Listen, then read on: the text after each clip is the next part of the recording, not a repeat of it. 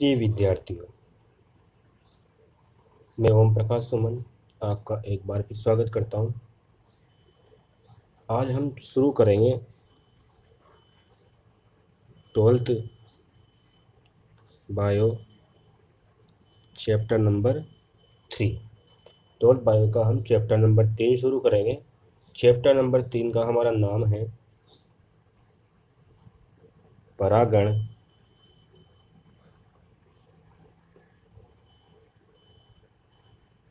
निषेचन तथा भ्रूणपोष। परागण निषेचन तथा भ्रूणपोष, ये हमारे चैप्टर का नाम है, परागण निषेचन और भ्रूणपोष। भ्रूणपोष का परिवर्धन। तो विद्यार्थियों, इससे पहले जिस चीज़ का हम अध्ययन कर रहे थे वो हमारा चैप्टर नंबर 2 था। आज हम चैप्टर नंबर 3 शुरू करेंगे। ये हमारी यूनिट फर्स्ट चल रही है, यूनिट फर्स्ट। तो यूनिट फर्स्ट में अब हम सबसे पहले बिना समय गंवाए हम शुरुआत कर देते हैं। हमारा पहला टॉपिक आएगा इसमें परागण। पहला टॉपिक क्या है? परागण। परागण किसे कहते हैं? तो इससे पहले आपने संरचना पढ़ी थी परागकोश की। किसकी संरचना पढ़ी थी? परागकोश की। तो ये वाला स्ट्रक्चर है, मैं आपको बता देता हूँ। इस तरह का कोई स्ट्रक्चर था जिसको हम, ये कौन सा स्ट्रक्चर है? परागकोश। ये परागकोश है, ठीक है। इस परागकोश के बाद ये क्या आएगा? पुतंतु। और ये आएगा हमारे पास योजी। तो इसका जो कनेक्शन पॉइंट होता है, यानी दोनों परागकोश की जो पालियां जुड़ी रहते हैं, उसको हम क्या कहते हैं? योजी कहते हैं। क्या कहते हैं? योजी। अब विद्यार्थियों, समझना हमें यह है कि किस प्रकार से हम अध्ययन करेंगे। तो यहाँ से इस परागकोश से क्या निकलते हैं भाई? पराग कण। क्या निकलते हैं? पराग कण। अब यह परागकण किस पे जाके गिरेंगे? इस तरह से ये क्या होती है? वर्तिकाग्र। यह वर्तिका और यह हमारा अंडाशय। और इसके अंदर क्या होते हैं? अंदर अंदर बीजांड।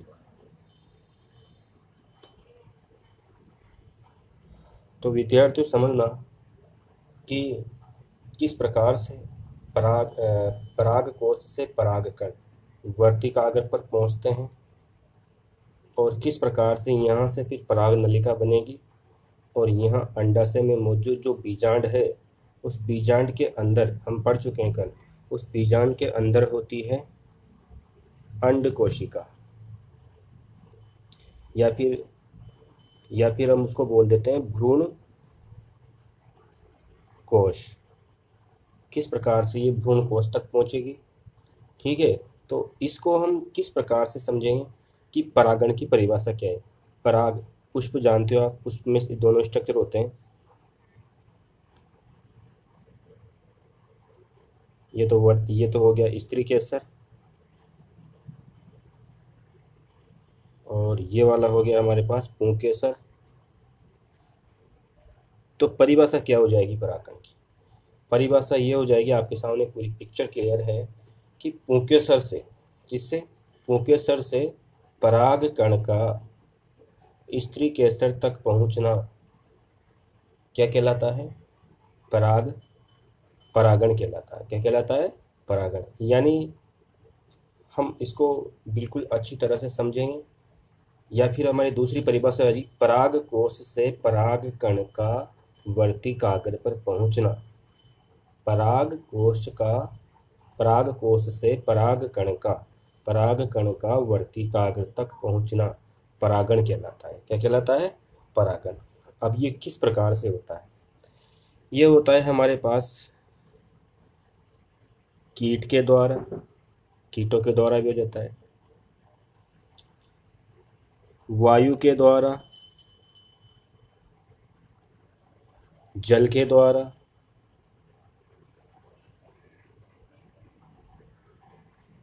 पक्षियों के द्वारा, और भी अगर घोंघों के द्वारा।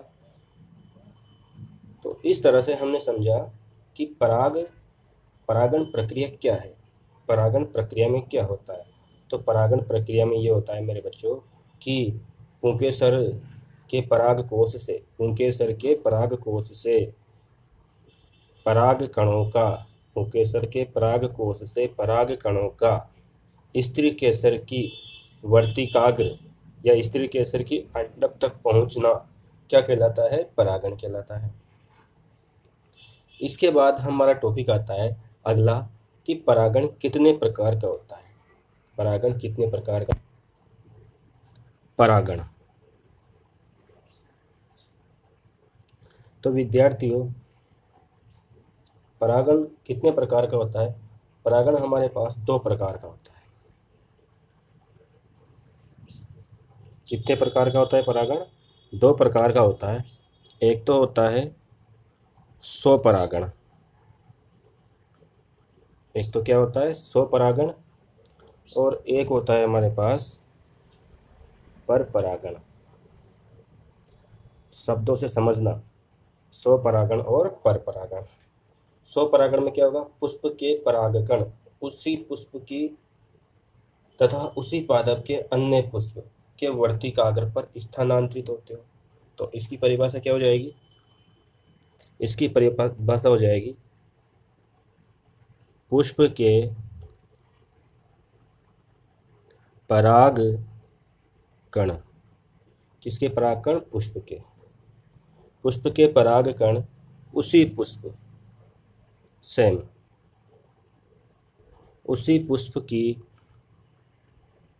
पुष्प तथा, या लगा लो, उसी पुष्प या उसी पादप या उसी पादप के अन्य पुष्प के वर्तिकाग्र पर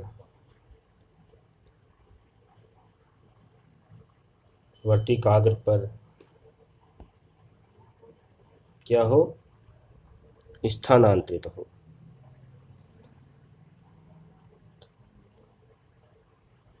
तो यह हमारी परिभाषा हो गई कि परागण की परिभाषा क्या है। परागण की परिभाषा यही है स्वपरागण की कि पुष्प के परागकण उसी पुष्प या उसी पादप के अन्य पुष्प के वर्तिकाग्र पर क्या हो, स्थानांतरित हो। उसको हम क्या नाम दे देंगे भाई, स्वपरागण। उसके बाद अगली परिभाषा परपरागण की, एक पुष्प के परागकण,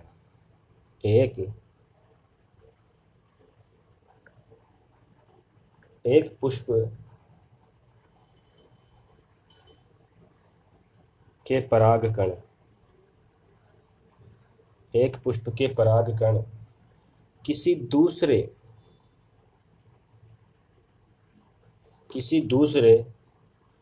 पुष्प या पादप के वर्तिकाग्र पर स्थानांतरित हो। तो परागण दो प्रकार का, स्वपरागण, परपरागण। पुष्प के परागकण उसी पुष्प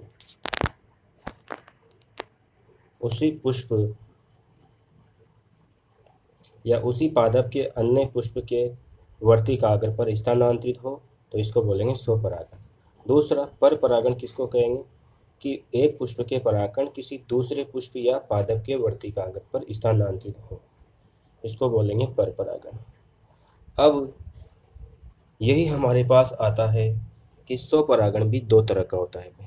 कितने प्रकार का होता है स्वपरागण भी, दो तरह का होता है भाई। कितने तरह का होता है, दो तरह का। एक तो होता है, इसको बोलेंगे शोक युग्मन। एक तो होता है शोक युग्मन, स्वक। दूसरा होता है सजातीय परागण,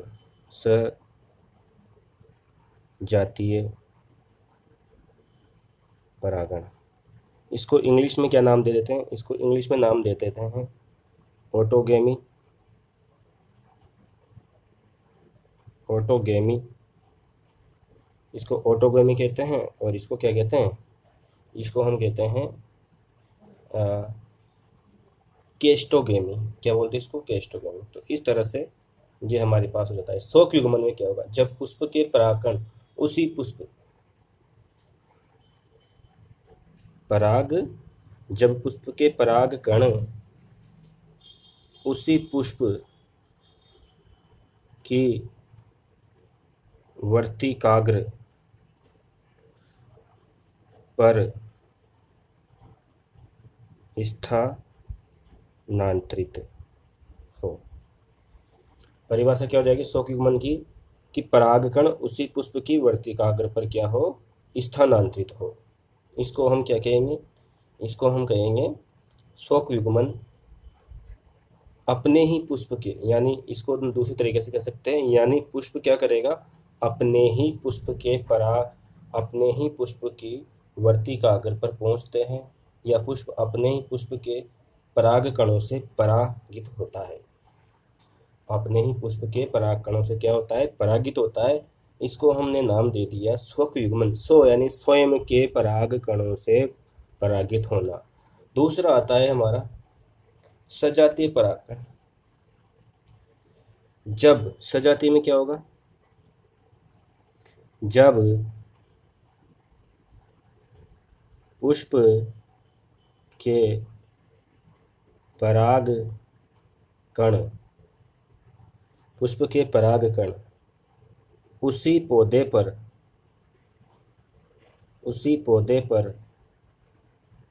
स्थित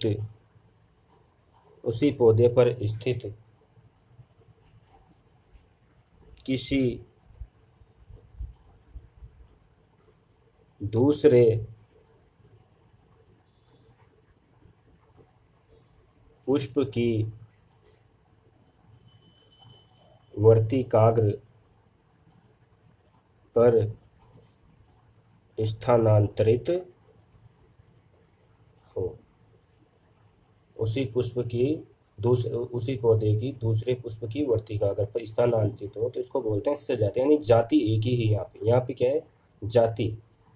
जाति इंपॉर्टेंट है। यहाँ जाति एक है, यहाँ पर पुष्प एक है, यानी पुष्प की जो वर्तिकाग्र है उसी के पराग कणों के द्वारा परागित होगी।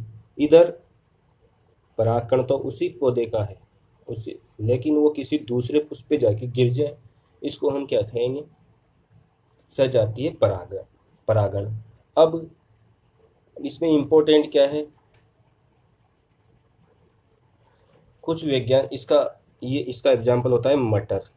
ये कौन से पौधे में होता है? मटर में। और ये किस में होता है? मक्का में। किस में होता है? मक्का में। क्योंकि मक्का में क्या होता है? मक्का में नर और मादा पुष्प क्या होते हैं? अलग अलग होते हैं, इसलिए मक्का में इस तरह से ये होता है। ठीक है, नेक्स्ट हम आगे चलते हैं। स्वपरागण के लिए युक्तियां या अनुकूलन। स्वपरागण के लिए युक्तियां या अनुकूलन। देखे विद्यार्थियों, अब स्वपरागण कैसे होता है, इसकी क्या क्या युक्तियां हैं, इसके बारे में हम अध्ययन कर रहे हैं। तो स्वपरागण की जो युक्तियां हैं, इसमें हम सबसे पहले उभयलिंगता को देखेंगे। उभयलिंगता की स्वपरागण क्यों होता है? उभयलिंगता का मतलब क्या है? उभयलिंगता का मतलब ये उभयलिंगी पादपों में होता है। इसका इंपॉर्टेंट है उभयलिंगी पादपों में। ये किस में होगा? उभयलिंगी पादपों में। किस में होगा? ये उभयलिंगी पादपों में होगा। इसको अच्छे से याद रख लेना अपन। तो जो परागण होगा, स्वपरागण की पहली युक्ति है उभयलिंगता। ये उभयलिंगी पादपों में होगी, और उभयलिंगी पादप का एग्जाम्पल है हमारे पास सबसे अच्छा मटर। मटर को उभयलिंगी क्यों कहा गया है? क्योंकि ये पुष्प में क्या होगा? नर और मादा पुष्प क्या होंगे? एक ही में होंगे, एक ही पुष्प में होंगे। उसके बाद है समकाल पक्वता। भाई स्वपरागण क्यों होता है? दूसरा समकाल पक्वता। समकाल पक्वता। समकाल पक्वता का क्या मतलब है, किसको कहते हैं? तो समकाल पक्वता जो है, तो समकाल पक्वता की परिभाषा ये होती है कि पुष्प के पुमंग व जायांग एक साथ परिपक्वन, यानी पुमंग व जायांगों का या जायांग का एक साथ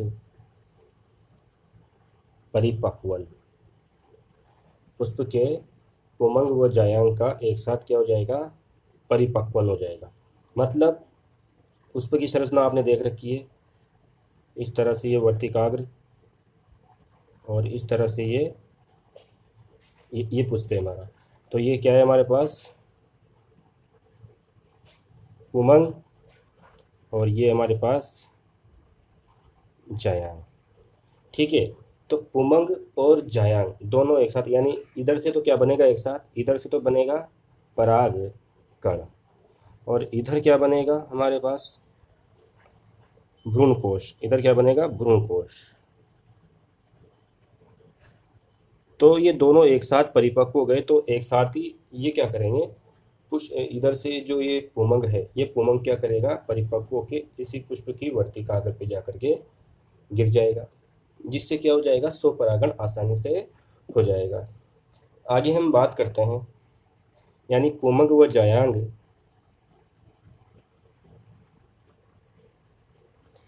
पुमंग व जायांगों का एक साथ परिपक्वन होता है, इसी को हम क्या कहते हैं? हम समकाल पक्वता, यानी एक ही समय पर पुमंग और जायांग परिपक्व हो जाते हैं, इस वजह से स्वपरागण होता है। इस समय क्या होता है कि जैसे ही परागकोश का क्या होगा? स्फुटन होगा, उसी समय ये जो परागकण है इनको कौन ग्रहण कर लेगा? वर्तिकाग्र। यानी जब भी परागकोश का स्फुटन होगा उस समय जो वर्तिकाग्र होती है वो ग्राहिका काम करती है। किसका काम करती है? ग्राहिका। इसी समय ये ग्राहिका काम करेगी, जिससे स्वपरागण होने की पूरी संभावना 100% संभावना रहती है पूरी समकाल पक्वता में। तो यही ज़्यादातर होता है पौधों में। आगे चलते हैं, इसका एग्जाम्पल हम याद रखेंगे। इसका समकाल पक्वता का एग्जाम्पल क्या है? समकाल पक्वता का अच्छा सा उदाहरण हमारे पास है, बिल्कुल अच्छा उदाहरण है गुलबास। गुलबास, ठीक है। दूसरा इसका उदाहरण है सदाबहार। सदाबहार आप जानते हो, सदाफूली का पौधा जो होता है उसी को सदाबहार कहते हैं। तीसरी युक्ति है हमारे पास इसकी, तीसरी युक्ति का नाम हमारे पास आएगा, तो उसका नाम है अनुलम्बता। इंपॉर्टेंट है, मोस्ट।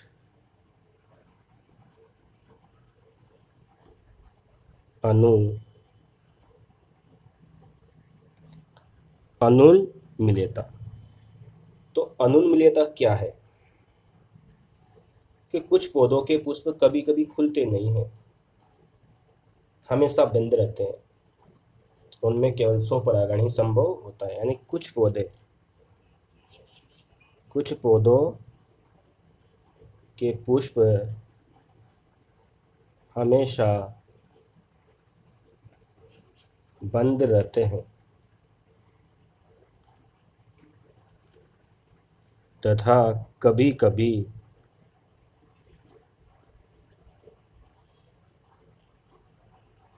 खुलते नहीं हैं। कुछ पौधों के पुष्प हमेशा बंद रहते हैं तथा कभी कभी खुलते नहीं हैं, तो उनमें केवल क्या होगा? स्वपरागण ही होगा भाई।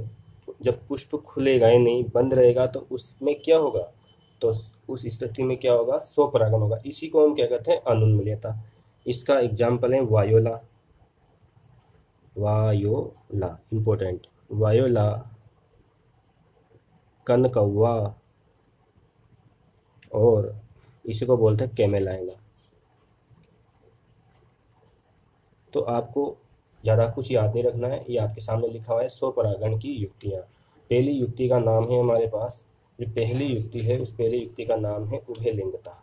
उभयलिंगता में उभयलिंगी पादपों में होती है ना, जिनमें नर मादा पुष्प एक में होते हैं। मटर, ठीक है, इसका एग्जाम्पल मटर। समकाल पक्वता, पुमंग व जायांग का एक साथ परिपक्व हो जाता है। इसी समय जब परागकोश का स्फुटन होता है तो उसी समय वर्तिकाग्र उसको ग्रहण कर लेती है।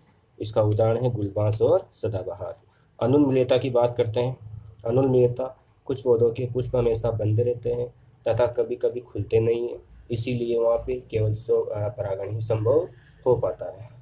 तो ये था हमारा इम्पोर्टेंट टॉपिक, स्वपरागण की युक्तियाँ या अनुकूलन। अब हम पढ़ेंगे पर परागण की युक्तियाँ या अनुकूलन। पर परागण की युक्तियाँ या अनुकूलन।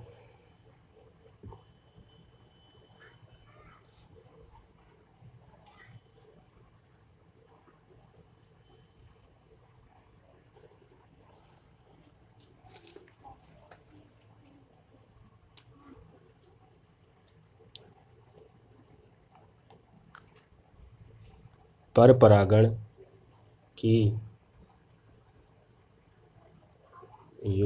युक्तियाँ या अनुकूलन। पर परागण की युक्तियाँ या अनुकूलन। तो विद्यार्थियों, इसमें इसके 4 प्रकार है। कितने प्रकार हैं? 4। सबसे पहला प्रकार है, नंबर 1 पे आ जाते हैं। सबसे पहला प्रकार है हमारे पास स्वबंध्यता। स्वबंध्यता।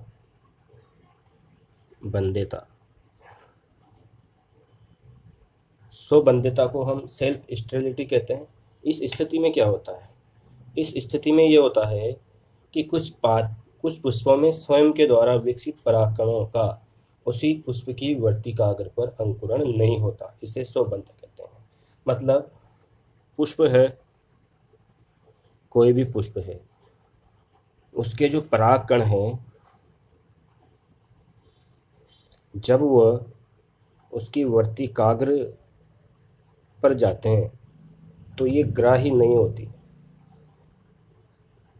तो इनको ग्रहण नहीं कर पाते। स्वबंध मतलब उसमें परागकण तो बनेंगे, लेकिन उसकी जो वर्तिकाग्र है वह, वहाँ पर इनका क्या नहीं होगा? अंकुरण नहीं होगा, परागकण का अंकुरण नहीं होता है।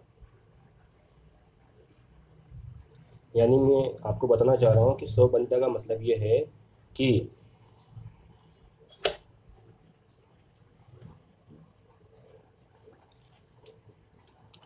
स्वबंधिता का मतलब ये हुआ कि जो पुष्प है उससे परागकण बनेंगे, लेकिन जब वो वर्तिकाग्र पर जाएंगे, किस पे जाएंगे? वर्तिकाग्र के पास जाएंगे, तो उनको ग्रहण नहीं करेंगे, अर्थात उनका अंकुरण नहीं होगा। इसी को बोलते हैं स्वबंध्यता। स्व यानी अपनी स्वयं के पुष्प की प्रॉब्लम, यानी पुष्प की स्वयं की समस्याएं ये, इसीलिए हम इसको क्या बोल देते हैं? स्वबंध्यता। इसका एग्जाम्पल याद रखना, राखी बेल। इसका एग्जाम्पल है राखी बेल। राखी बेल, इसका एग्जाम्पल राखी बेल।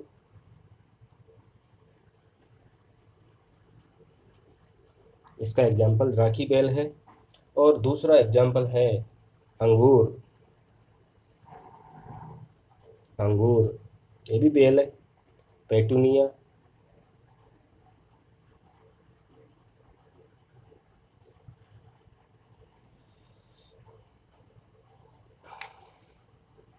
तो इसको आप ऐसे याद रख सकते हो कि अंगूरी भाभी ने पेटू भाई को राखी बांधी।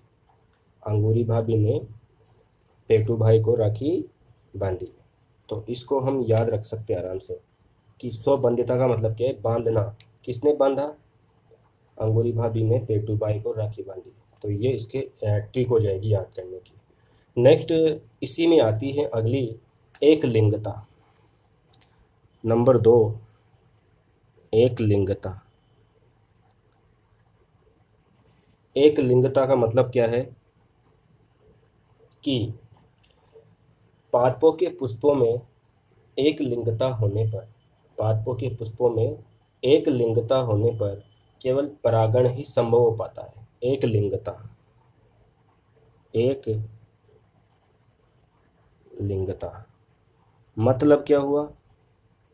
एक लिंगी पुष्प या पौधा भी बोल सकते हैं अपन इसको। एक लिंगी पुष्प या पौधा। एक लिंगी पुष्प या पौधे का मतलब ये हुआ कि जो एक लिंगी होगा तो या तो उसमें क्या होगा, मादा जननांग होंगे, या फिर उसमें क्या होंगे, नर जननांग। यानी कुछ पौधे ऐसे होते हैं जिनमें जो पुष्प होते हैं वो एक लिंगी होते हैं। उनमें या तो मादा जननांग होता है या नर जननांग, या तो उसमें वर्तिकाग्र होती है या फिर उसमें पुंकेसर होता है। बस ये समस्या है एक लिंगी एक लिंगिता की। अब क्या होगा, मादा पुष्प है, मान लो किसी पौधे में मादा पुष्प है तो उसके लिए परागण कहाँ से है, किसी में नर पुष्प है तो उसके लिए वर्तिकाग्र कहाँ से है, ये समस्या हो जाती है। तो एक लिंगिकता मतलब ये है कि अगर पौधे में एक लिंगी है पौधे के पुष्प, तो उनको परागण करवाने के लिए बाहर से परागकणों का आना पड़ेगा, बाहर से परागकणों को आना ही पड़ेगा। और एक लिंगता का हमारे पास जो उदाहरण है वो उदाहरण किसका होता है, तुलसी का पौधा। कौन सा उदाहरण है, तुलसी, तुलसी का पौधा। और हमारे पास इसका दूसरा उदाहरण है, सॉरी तुलसी नहीं है, तुरई, तुरई, इसका उदाहरण है तुरई। और दूसरा उदाहरण है हमारे पास लौकी। याद रखना, तुलसी और लौकी में, यानी तुरई, सॉरी तुरई और लौकी में, एक बार और लिखता हूँ मैं दोबारा से इसको मिटा करके। एक तो हो तुरई और एक होती है लौकी, इसको आप तोरिया कहते हो। तुरई और लौकी में, तुरई और लौकी में जो पुष्प होते हैं वो एक लिंगी होते हैं, या तो नरी होता है या मादा ही होता है। ठीक है, या तो किसी में पराग पुंकेसर नहीं होगा। इसके बाद हमारे पास आता है अगला, भिन्न काल पक्वता। अगला है नंबर 3, भिन्न काल पक्वता। बहुत लंबा चौड़ा नाम है, भिन्न काल पक्वता। भिन्न काल पक्वता का मतलब क्या होता है, भिन्न काल पक्वता का मतलब होता है कि इस स्थिति में उमंग, उसमें आप जानते हो या तो पुमंग होता है या जायांग होता है। दोनों के परिपक्व होने का समय अलग। पुमंग और जायांग के परिपक्व होने का समय, पुमंग और जायांग के परिपक्व होने का समय क्या होता है, अलग होता है। इसी को हम क्या कहते हैं, भिन्न काल पक्वता कहते हैं। क्या कहते हैं, भिन्न काल पक्वता। यानी पुष्प के पुमंग और जायांग भिन्न भिन्न समय पर परिपक्व होते हैं, इसी को हम क्या कहते हैं, भिन्न काल पक्वता कहते हैं। और ये भी हमारे पास दो प्रकार की है। कितने प्रकार की है, दो प्रकार की। पहली हमारे पास इसका प्रकार आता है पुंपूर्वता। पुंपूर्वता का मतलब क्या हो जाएगा कि परागकोश वर्तिकाग्र से पहले, यानी पहले कौन होगा, पराग कोश। पहले परागकोश परिपक्व होगा नंबर 1 पे, और दूसरे नंबर पे कौन परिपक्व होगा, जायांग। तो पहले परागकोश परिपक्व हो गया, बाद में जायांग परिपक्व हो गया। यानी पहले कौन हुआ, पुम पूर्वता, पु यानी पुमंग, पु से क्या जाएगा, पुमंग। पुष्प में पुमंग पहले परिपक्व हो गया, बाद में कौन हुआ, जायांग परिपक्व हो गया। इसलिए इसको क्या कहा हमने, पुम पूर्वता कहा। ये इसको प्रोटेंड्री कहते हैं। इसको इंग्लिश में भी याद रखते हो आप, प्रोटेंड्री। इसका नाम हो जाएगा प्रोटेंड्री। प्रोटेंड्री कहेंगे, क्या कहेंगे, प्रोटेंड्री या फिर पुंपूर्वता। दूसरा हमारे पास आता है इसी में, उसको हम क्या बोलते हैं, उसको हम बोलते हैं स्त्री पूर्वता। इसका एग्जाम्पल याद रख लेते हैं पहले। भिन्न काल पक्वता में पुंपूर्वता, पुंपूर्वता का जो एग्जाम्पल है वो है गुड़ल। गुड़ल सब जानते हो, चाइना रोज, गुड़ल एग्जाम्पल है एक। तो एक इसका एग्जाम्पल हो जाएगा कपास, गुड़ल, कपास, या फिर दूसरा सूरजमुखी, सूरजमुखी। तो इसके एग्जाम्पल ये हो जाएंगे। ये तो था हमारे पास पुंपूर्वता। पुंपूर्वता के बाद अगला इसका दूसरा प्रकार होता है, उस दूसरे प्रकार को हम बोलते हैं स्त्री पूर्वता। स्त्री पूर्वता यानी स्त्री यानी जायांग, पूर्वता यानी पहले, परिपक्व। याद रखना, जायांग पहले परिपक्व होंगे, उमंग बाद में। तो जायांग ऐसे यानी वह क्रियाविधि जिसमें जायांग पहले परिपक्व होते हैं, उमंग बाद में परिपक्व होते हैं, इसको हम नाम देते हैं स्त्री पूर्वता। क्या नाम दे देते हैं? स्त्री पूर्वता। और इसका उदाहरण होता है ब्रेसिकेसी। इसका एग्जाम्पल है ब्रेसिकेसी, या इसको बोल सकते हो आप सरसों। ब्रेसिकेसी में कहता है सरसों। दूसरा एग्जाम्पल रहेगा रोजेसी। तो इस तरह से तो दो कुल होते हैं, एक तो ब्रेसिकेसी कुल और एक रोजेसी कुल। इनमें हमें भिन्न काल पक्वता यानी स्त्री पूर्वता नजर आती है। इसके बाद एक और इम्पोर्टेंट आता है जिसको हम अगले वीडियो में अध्ययन करेंगे, अवरुद्ध परागणता या हरकोगेमी। चलो इसी में कर लेते हैं।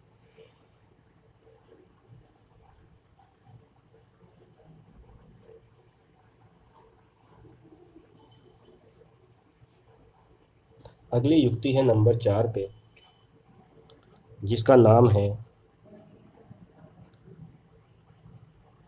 अवरुद्ध परागणता या हरकोगेमी। अवरुद्ध परागणता या हरकोगेमी, ये क्या है? अवरुद्ध परागणता या हरकोगेमी क्या है? तो विद्यार्थियों, जब वर्तिकाग्र एवं परागकोश के मध्य किसी भी प्रकार का संरचनात्मक अवरोध आ जाता है, यानी हमारे पास क्या है, ये पुष्प की वर्तिकाग्र है, इधर से ये इसको लिख देते हैं हम परागकोश, और ये है वर्तिकाग्र। ठीक है, वर्तिकाग्र और परागकोश। तो इसमें क्या हो जाता है, किसी भी प्रकार का क्या जाता है, संरचनात्मक अवरोध आ जाता है। यानी जब ये यहाँ से कोई परागकण इस वर्तिकाग्र पर आएगा तो इस वर्तिकाग्र पे क्या होगा, कुछ ऐसे अवरोध पैदा हो जाते हैं जिसकी वजह से इस परागकोश के परागकण वर्तिकाग्र पर नहीं जा पाते। जाते तो हैं लेकिन उसको ग्रहण नहीं कर पाते। यानी वर्तिकाग्र और परागकोश, अब इम्पोर्टेंट यही याद रखेंगे, वर्तिकाग्र और परागकोश के मध्य क्या आ जाएगा, संरचनात्मक अवरोध। जब किसी पुष्प की वर्तिकाग्र और परागकोश के मध्य संरचनात्मक अवरोध आ जाता है तो इस प्रक्रिया को हम अवरुद्ध परागणता या हरकोगेमी कहते हैं। इसको हम अवरुद्ध परागणता या हरकोगेमी कहते हैं।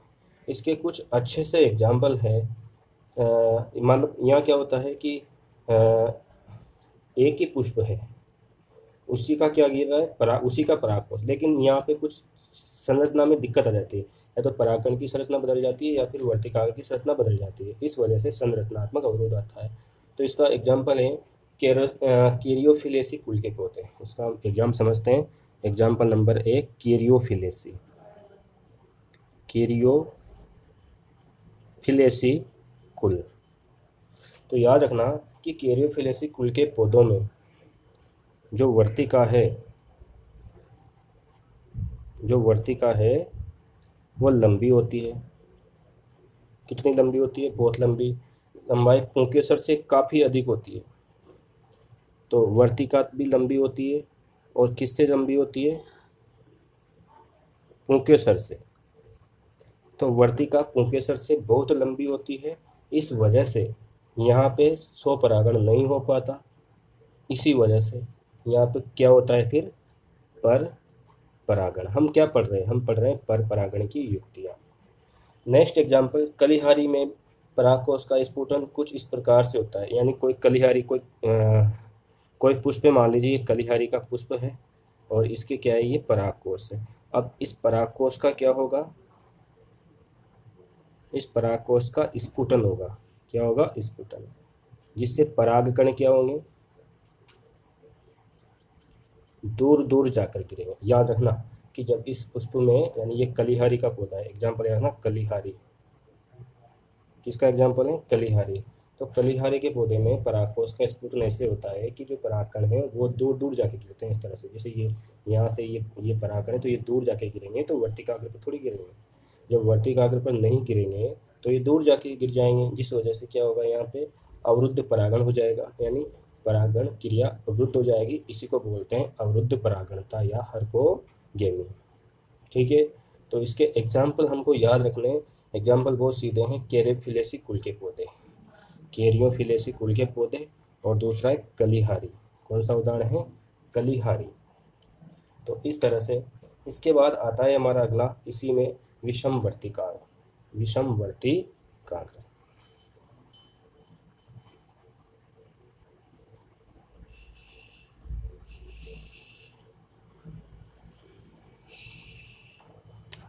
नंबर 5, विषमवर्ती कातु। विषमवर्ती कातु या हेट्रोस्टाइली।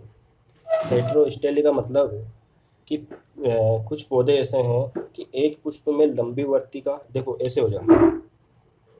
ये पुष्प हमारे पास, जैसे ये टाइप 1, दूसरा है टाइप 2। ये प्रथम पुष्प है और ये द्वितीय पुष्प है। टाइप फर्स्ट और टाइप 2 क्या होगा? और ये इसका एग्जाम्पल हो जाएगा प्रीमूला में। हम प्रीमूला के संदर्भ में इसको पढ़ रहे हैं, तो क्या होगा? Type first. इसमें क्या होगा? दो प्रकार के पुष्प मिलते हैं प्रीमूला में। एक पुष्प लंबी वर्तिका, जैसे ये पुष्प मिला,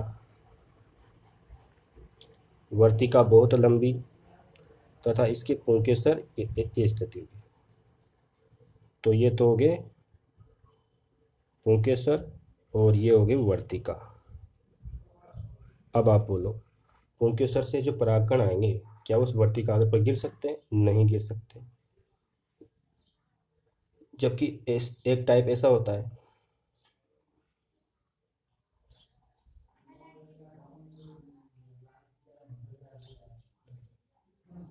लंबे परागकण, ये लंबे पुंकेसर,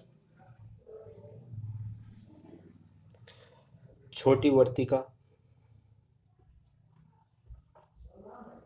तो कुछ पौधों में इस तरह से होता है कि या तो पहली स्थिति ये थी कि इसमें तो क्या था, पहला टाइप में तो कि पुंकेसर तो थे छोटे, वर्तिका थी लंबी। दूसरे टाइप में छोटी वर्तिका है, लंबे पुंकेसर से टूट के बाहर लटक जाते हैं। इस वजह से यहाँ पे क्या नहीं हो पाता? स्वपरागण संभव नहीं हो पाता, क्योंकि लंबी वर्तिका है वो छोटे परागणों से परागित नहीं होती। और ऐसे ही देख लीजिए आप, जो छोटी वर्तिका है वो लंबे परागणों से परागित नहीं हो पाती। तो इस प्रकार से विषम वर्तिका आतु है ये विषम वर्तिका, एक वर्तिका लंबी एक वर्तिका छोटी। तो ये है इम्पोर्टेंट। तो इस वीडियो में हमने क्या क्या जाना? इसमें हमने जाना परागण। तो परागण के बारे में पूरी डिटेल हमने पढ़ ली है। उसके बाद इसके टाइप हमने पढ़ लिए हैं, कितने प्रकार हैं।